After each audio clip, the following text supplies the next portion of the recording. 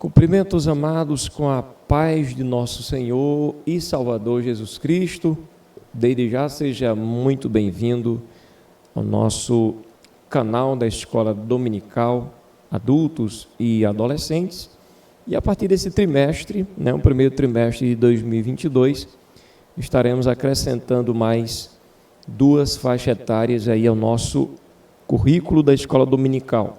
Estaremos transmitindo as lições de juvenis e também a lição de jovem, visando alcançar os amados aí em diversas faixas etárias, tudo para o louvor e a glória do nome do Senhor. Hoje estaremos trazendo aos irmãos a lição de jovens, Nosso trimestre aqui traz como tema principal Jesus, o Filho de Deus, os sinais e ensinos de Cristo no Evangelho de João.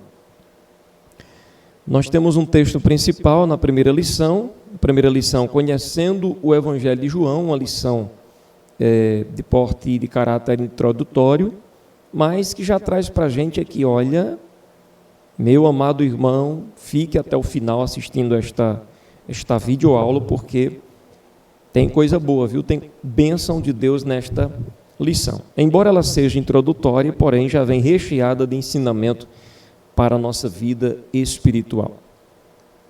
O nosso texto principal está em João 1, verso 14, que nos fala o seguinte: E o Verbo se fez carne e habitou entre nós, e vimos a sua glória como a glória do unigênito do Pai, cheio de graça e de verdade.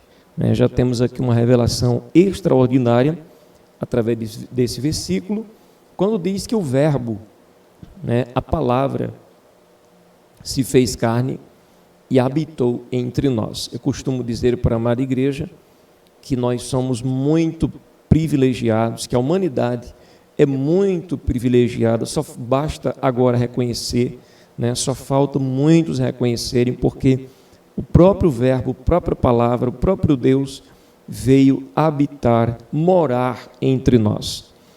O nosso resumo da lição diz que o Evangelho de João é essencialmente cristológico e singular, ou único, em relação aos demais evangelhos. A nossa leitura bíblica em classe está em João capítulo 1, versículo 1 ao 5, e do versículo 9 ao verso de número 14. Estamos iniciando não somente um novo trimestre, mas também um novo ano, graças a Deus. Louva a Deus pela bondade dele, que nos preservou vivos até aqui. Então aqui a gente vai estar estudando um livro que expõe, que nos mostra com muita clareza, profundidade e objetividade uma das principais doutrinas da Bíblia. Eu peço, inclusive, que os amados estejam totalmente atentos, porque estamos falando de doutrina. Quando falamos de doutrina, existem 2 tipos de doutrina: a doutrina verdadeira e a doutrina falsa. Consequentemente, precisamos conhecer bem a doutrina do Senhor para não cairmos nos laços das falsas doutrinas. Então, nós estaremos estudando aqui a doutrina de Cristo. O Evangelho de João é essencialmente cristológico e se apresenta com toda a sua singularidade em relação aos demais evangelhos, que guardam entre si grandes similaridades, como, por exemplo, Mateus, Marcos e Lucas são chamados evangelhos sinóticos, por guardar entre si muita semelhança, nos seus relatos. Daí serem considerados sinóticos, ou semelhantes à mesma coisa. Enquanto Mateus, Marcos e Lucas enfatizam mais a humanidade de Cristo, isso aqui é um dado importante para o amado aluno, enquanto Mateus, Marcos e Lucas enfatizam mais a humanidade de Cristo, no Evangelho escrito por João, Jesus é apresentado especialmente como o Filho de Deus, o Verbo encarnado. E aí, um ponto principal aí desta lição ou das lições que vêm pela frente, né? Já que estamos estudando aqui dentro do Evangelho de João, durante esse trimestre, esses 3 meses aí, janeiro, fevereiro e março, estaremos aprendendo a respeito de Jesus, o Filho de Deus. E você que acredita em Jesus, né, precisa estar muito bem familiarizado com a pessoa que você acredita, não é isso? Sua fé vai ficar mais edificada, você vai ficar mais forte. E aqueles que não acreditam ainda, creia, porque o Filho de Deus veio para dar vida por toda a humanidade. No primeiro capítulo, a gente vai falar sobre o autor do livro, a época e o propósito. O autor do livro, acredito que todos amados já sabem, senão a maioria já sabe, é o discípulo, é conhecido como discípulo amado. João, que é filho de Zebedeu, irmão de Tiago, discípulo, né, também discípulo de Jesus. Ele é o autor desse evangelho que é chamado também de evangelho espiritual. Como assim chamou, né, o Clemente de Alexandria, por volta do ano de 1150 a 215 depois de Cristo. O livro traz várias referências ao discípulo a quem Jesus amava. João 13, 23, por exemplo, 19, versículo 26 e capítulo 20, verso 2. E encerra com a expressão, João 21, versículo 24, está escrito: este é o discípulo que testifica dessas coisas e as escreveu. Aí uma testemunha ocular dos fatos, uma testemunha viva do que Cristo não somente fez, mas também ensinou. João trabalhava com o pai e também com o irmão, né, no ramo da pesca. A gente vai encontrar isso aí em Marcos, capítulo 1, verso 19 e versículo 20. Tornou-se um dos discípulos mais próximos de Jesus, ao lado de Pedro e também de Tiago, tendo o privilégio de estar presente em momentos ímpares, como por exemplo na transfiguração, né, que está registrado ali em Mateus 17, e versículo 1. O que muito se destaca na vida de João, portanto, né, eu quero até reler a frase aqui com mais perfeição para os amados, o que muito se destaca na vida do João, portanto, é sua intimidade com Jesus. Você pode conferir isso daí em João 13 e versículo 25, tá bom? Vou estar deixando aqui o versículo aparecendo aí para os irmãos conferirem na tela. A intimidade de João com Jesus era algo extraordinário. O apóstolo do amor. O Evangelho de João foi o último a ser escrito.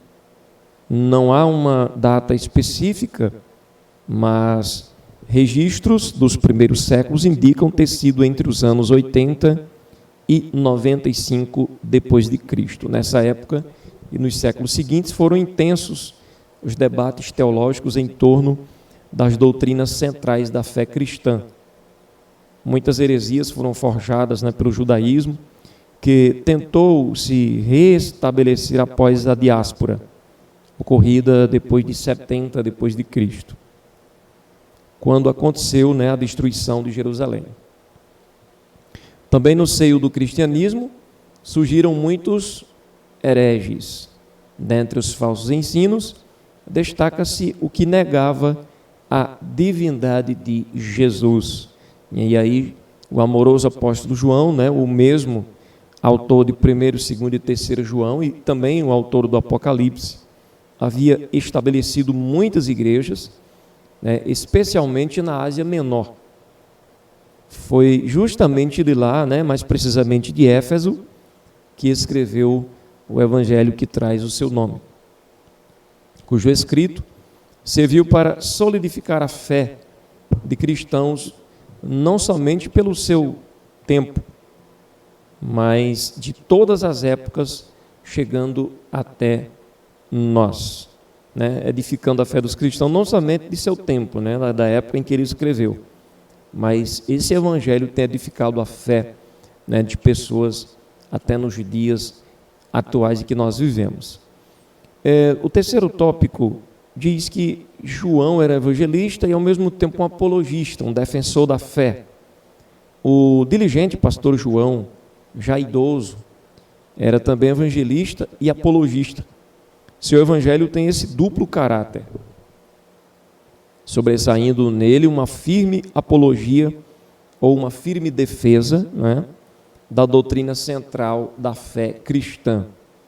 Esse propósito é diretamente anunciado por ele quando, após registrar os sinais que evidenciavam a divindade de Cristo, afirmou: estes, porém, foram escritos para que creiais que Jesus é o Cristo, o Filho de Deus, e que, para que crendo, tenhais vida em seu nome. Ou seja, tudo o que João escreveu, né, desde o primeiro capítulo até o último capítulo do livro que traz o seu nome, tem uma finalidade, tinha um propósito. Qual era a finalidade? Para que os leitores crescem em Jesus, né, o Cristo, e também como o Filho de Deus, e para que, crendo, essas pessoas pudessem ter vida em seu nome. Qual o propósito do Evangelho de João nos dias atuais? Que todos nós que lermos este Evangelho, vendo ali os sinais que ele fez, maravilhas que ele fez, e o conhecimento da sua revelação como o Verbo de Deus se revelando à humanidade, possamos crer nele, né, como o Cristo e como o Filho de Deus, e crendo assim nós teremos vida em seu nome. O Evangelho de João tem, portanto, crucial importância, tanto para a propagação das boas novas de salvação aos que ainda não creem, quanto para a firmeza e permanência da nossa fé, daqueles que já creram, né? Através da vida que somente no Filho de Deus podemos ter. Concluímos o primeiro capítulo dizendo que vida nós teremos somente em Jesus. Temos que crer e que confiar e que permanecer nele, porque não há vida em nenhum outro. Segundo capítulo, a riqueza doutrinária do Evangelho de João. E aí eu vou pedir que os amados atentem bem para esse capítulo, porque é muito importante. Primeiro subtópico, a cristologia e a trindade. A riqueza doutrinária do Evangelho de João é simplesmente surpreendente. Já nos primeiros 34 versículos do primeiro capítulo do livro, é possível encontrar revelações claras e profundas acerca das principais doutrinas da Bíblia. A doutrina de Deus, dentro da compreensão da Trindade, né, um só Deus, eternamente subsistente em três pessoas que, embora distintas, são iguais em poder, glória e majestade. Essa é a base da doutrina da Trindade. Embora a palavra Trindade não aparece na Bíblia, né? A palavra Trindade não aparece na Bíblia, porém a Bíblia está cheia, recheada de referências e evidências de que o Pai é Deus, o Filho é Deus, o Espírito Santo é Deus. De que essas três pessoas, primeiramente, elas subsistem eternamente, né? São distintas uma das outras, mas são iguais em poder. Iguais em poder, iguais em glória, iguais em majestade, né? Inclusive, essa é uma das declarações de fé das Assembleias de Deus. Levaria cerca de 3 séculos para ser bem compreendida e sistematizada pela cristandade, né, a doutrina da Trindade. Mas ali estava de maneira inequívoca o registro acerca das pessoas do Deus Pai, do Deus Filho e do Deus Espírito Santo, com indicação, inclusive, do papel primordial de cada uma delas, né? Somente frisar aqui que há pessoas que, querendo distorcer ou negar a doutrina da Trindade, quando elas leem João capítulo 1, versículo 1, no princípio era o o verbo estava com Deus e o verbo era Deus, elas tomaram a ousadia de acrescentar nas suas Bíblias, entre colchetes, a palavra era um Deus, para querer justificar com isso que Deus o Pai é todo-poderoso e de que Deus o Filho é poderoso, mas não todo-poderoso. Então ele seria um outro Deus, o que confronta frontalmente com tudo aquilo que a Bíblia ensina acerca de Deus. Entende? Não há um outro Deus, não existe um outro Deus, existe um Deus verdadeiro, subsistente em três pessoas distintas, mas iguais, coeternas, né, no poder, na majestade e na glória. Depois de falar do Filho, como o verbo que sempre esteve com o Pai, João apresenta o Espírito Santo, aquele que o outro João, né, no caso João Batista, viu, João 1, verso 32, descer do céu como uma pomba e repousar sobre Jesus. O Espírito é o que convence o mundo do pecado, da justiça e do juízo. Nós estamos vendo aqui o papel do Espírito Santo, a ação dele na terra. Ele tem um papel imprescindível na regeneração do ser humano, na obra do novo nascimento. Ninguém nasce de novo porque quer nascer de novo, né? Ninguém está ali morto espiritualmente e de repente eu quero viver e a partir de agora eu vou estar vivo. Na verdade, é o Espírito Santo de Deus que realiza essa obra de regeneração, que realiza a obra do novo nascimento, né? Nós somos expostos a ouvir a pregação do Evangelho, e essa pregação do Evangelho, essa palavra que ouvimos ou que lemos nas Escrituras, é o Espírito Santo trabalhando em nosso coração para fazer nos nascer de novo e ter uma nova vida com Deus. Portanto, o Espírito Santo é indispensável para uma vida cristã vitoriosa. Segundo subtópico, Cristo, o Deus Criador.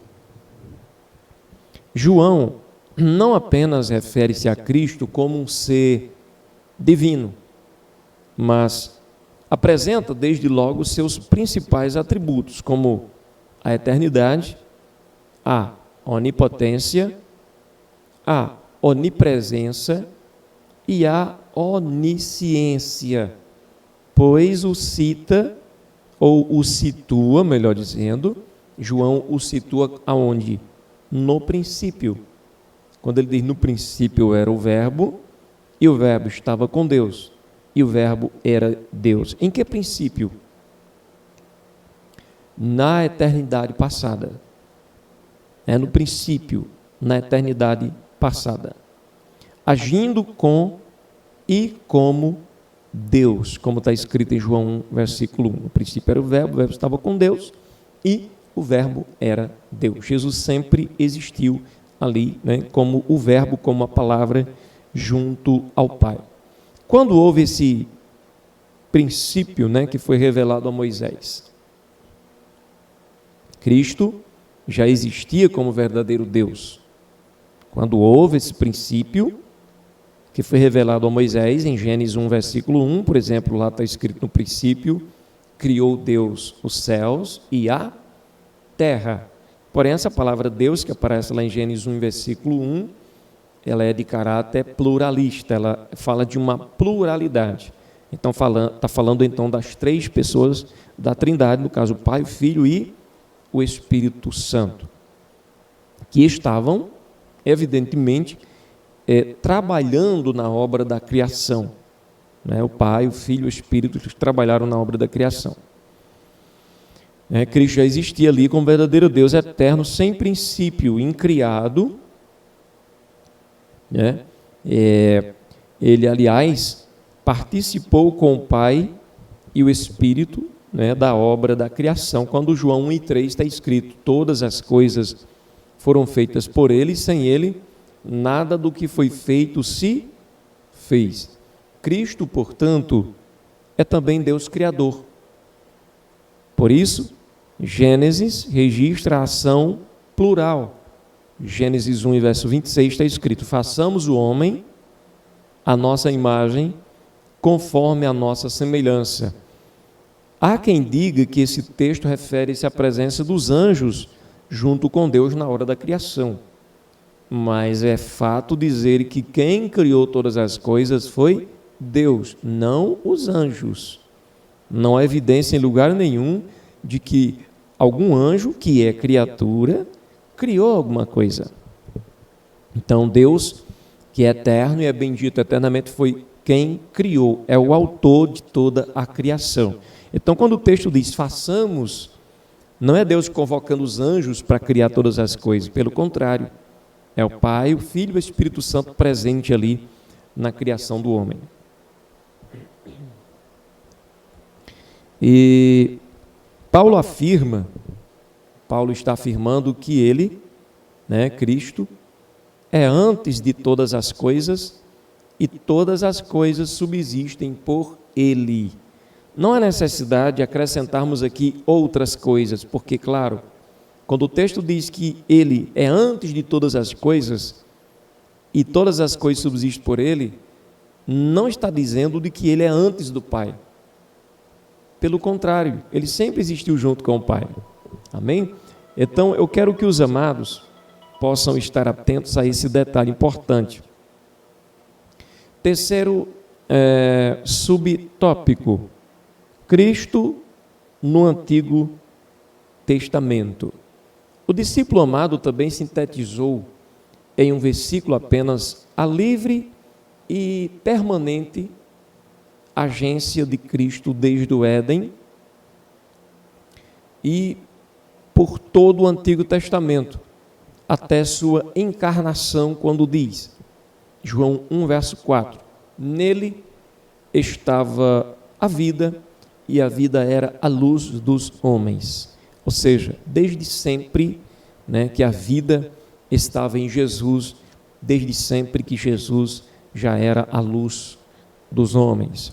Um dos exemplos está na declaração paulina aos Coríntios, 1 Coríntios, capítulo 10, se você quiser procurar na sua Bíblia, é uma referência muito importante.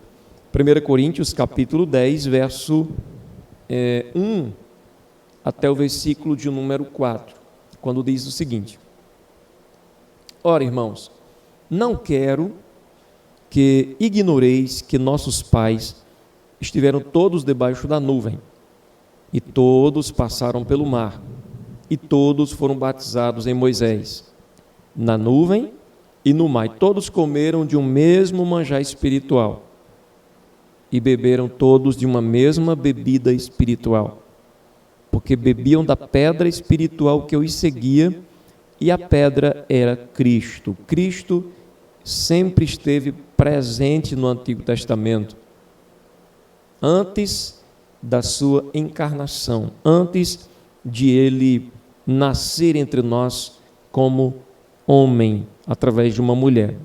Cristo, portanto, não foi um mero assistente junto ao Pai desde Adão, seja de forma teofânica, que é a manifestação de Deus entre os homens com forma humana, seja através de tipos, por exemplo, Moisés, um tipo de Cristo, José, um tipo de Cristo, enfim.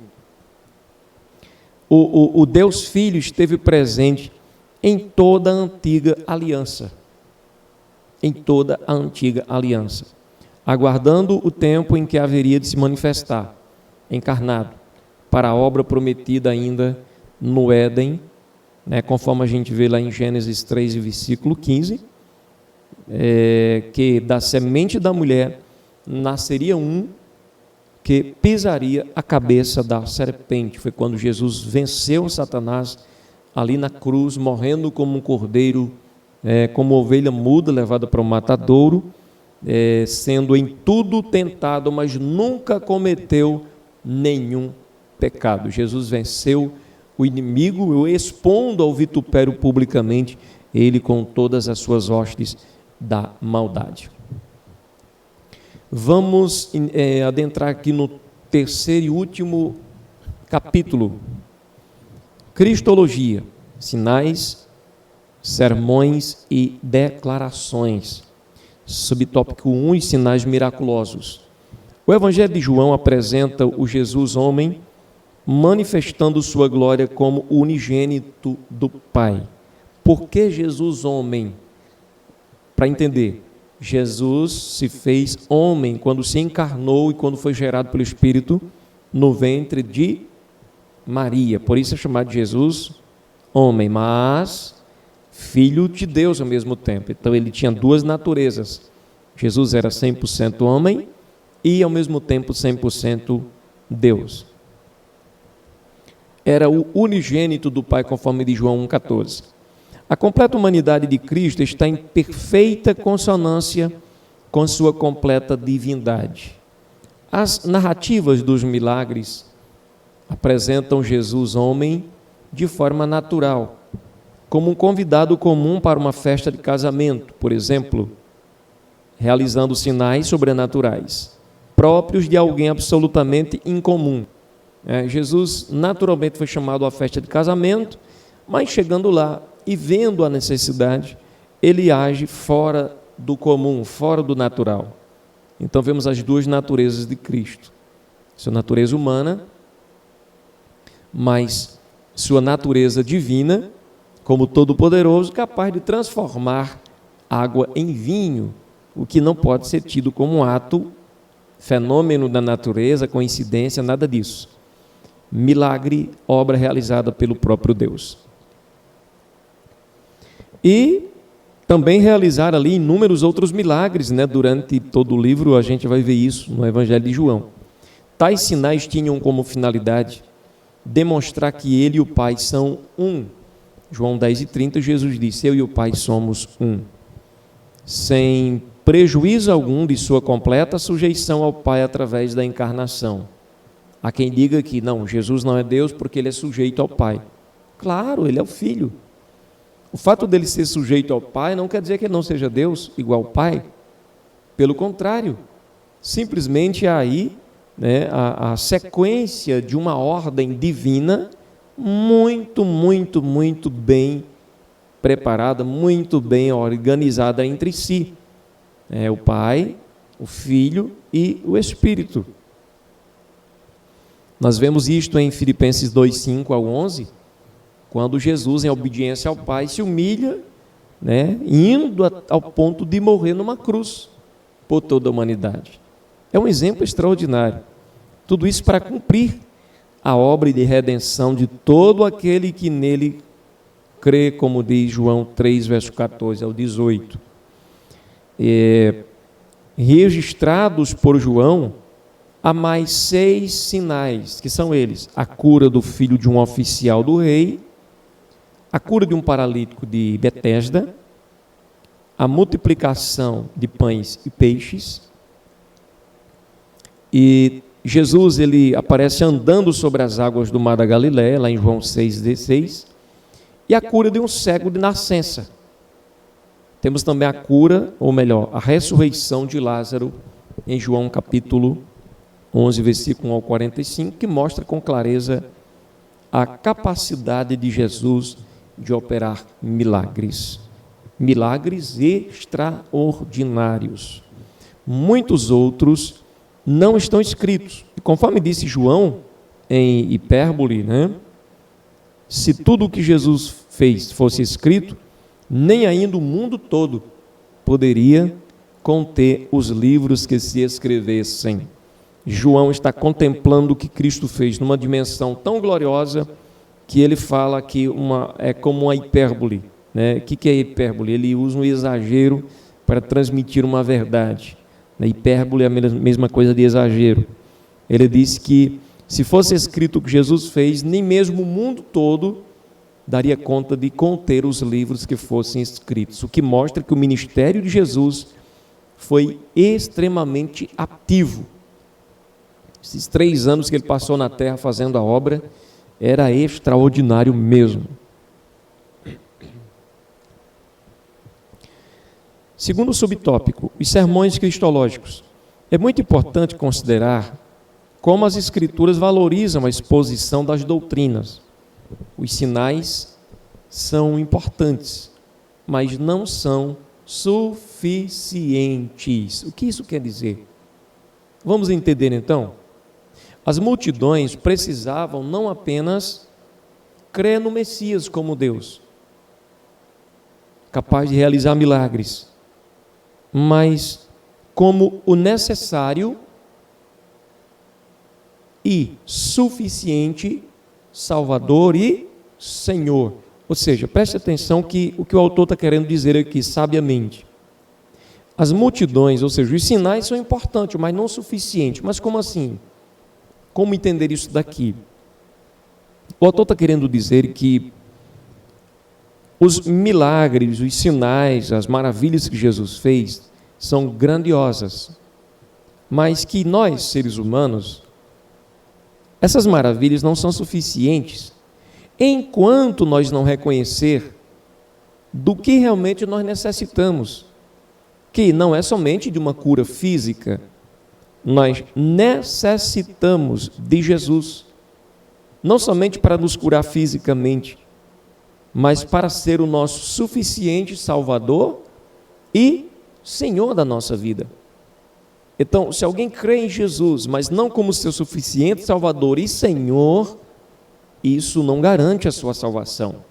Sua salvação é garantida quando você sente necessidade de Jesus, por entender que Ele, somente Ele, é suficiente para ser tua salvação e também o teu Salvador.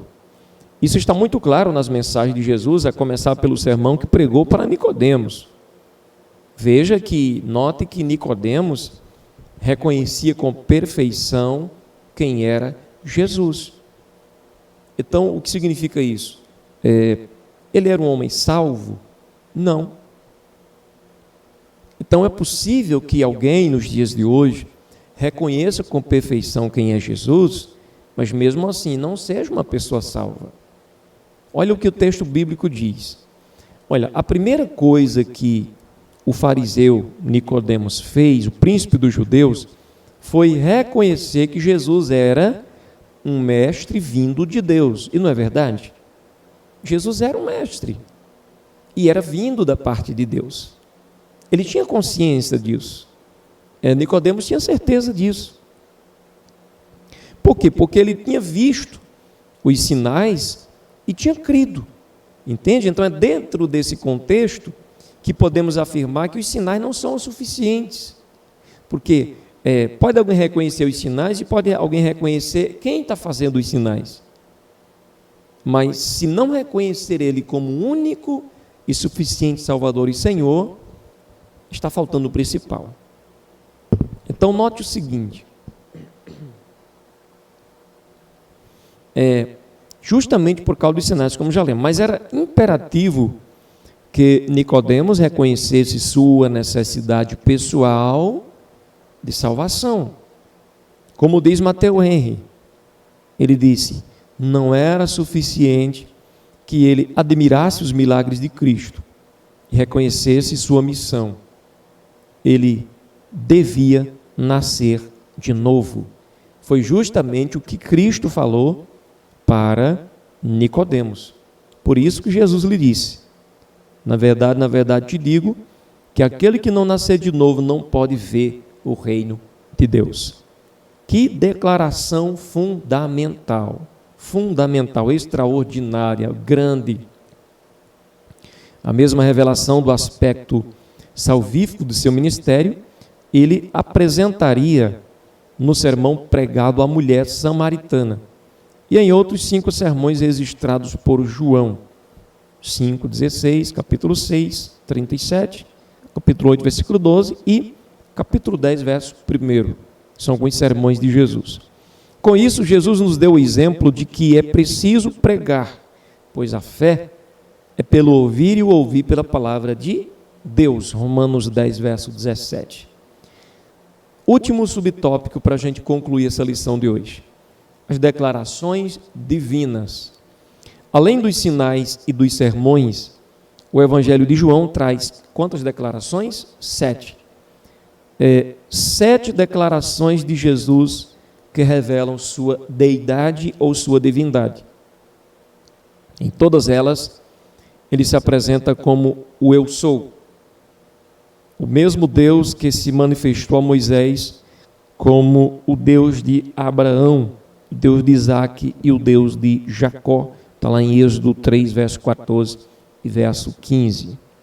Em João, esse Deus único e eterno se revela nas figuras do pão da vida. Em João 6,35, Jesus está dizendo, eu sou o pão da vida. Em João 8,12, ele está dizendo, eu sou a luz do mundo. Em João 10, verso 9, Jesus diz, eu sou a porta. Em João 10, verso 11 e 14, Jesus está dizendo, eu sou o bom pastor. Em João 11, versículo 25, ele está dizendo, eu sou a ressurreição e a vida. São declarações que nenhuma outra pessoa pode falar. Ninguém, absolutamente. Entende, queridos? Então, são declarações divinas, é o próprio Deus que pode falar assim. Em João 14, 6, ele disse, eu sou o caminho, eu sou a verdade, eu sou a vida. E em João 15, verso 1 e 5, ele disse, eu sou a videira verdadeira. Nenhuma outra pessoa, nenhum anjo, nenhum arcanjo, nenhum serafim pode fazer declarações desse tipo. Embora encontramos na Bíblia Jesus dizendo, com referência à igreja, vós sois a luz do mundo. Ele que está dizendo que a igreja é a luz do mundo. Mas nós não podemos dizer que nós somos a luz do mundo, independente de Jesus. Jesus, quando diz, eu sou a luz do mundo, ele fala por si mesmo. Ele fala da sua própria essência. Nós somos luz do mundo enquanto permanecemos no Evangelho de Jesus, seguindo os passos do Mestre.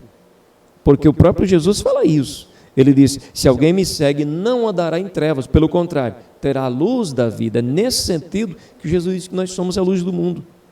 Agora, quando ele diz, eu sou a luz, ele está falando naturalmente dele mesmo, do que ele é, a essência do que ele é. Porta, pão da vida, bom pastor, ressurreição e vida, caminho, verdade e vida, videira verdadeira. Então, ele fala do que ele é. Então, Deus bendito eternamente. Amém? Deus abençoe. Querido, concluímos dizendo o seguinte, João é o evangelho do Filho de Deus. Sua riqueza doutrinária, os sinais, sermões e declarações nos apresentam a Cristo como o verbo que se fez carne para ser nosso libertador, provedor, guia, sustentador, protetor, doador da vida, garantidor da eternidade. Que o conheçamos mais e desfrutemos de suas virtudes e maravilhosas bênçãos, para que permaneçamos firmes na fé e, ao final, tomemos posse da vida eterna. Querido, que lição maravilhosa, viu? Continua aí assistindo às próximas lições, serão bênçãos na vida de cada um dos amados irmãos. Então, que Deus abençoe poderosamente, e foi bom ter você aqui como nosso companheiro nesta videoaula. Deus abençoe e fica na paz do Senhor Jesus.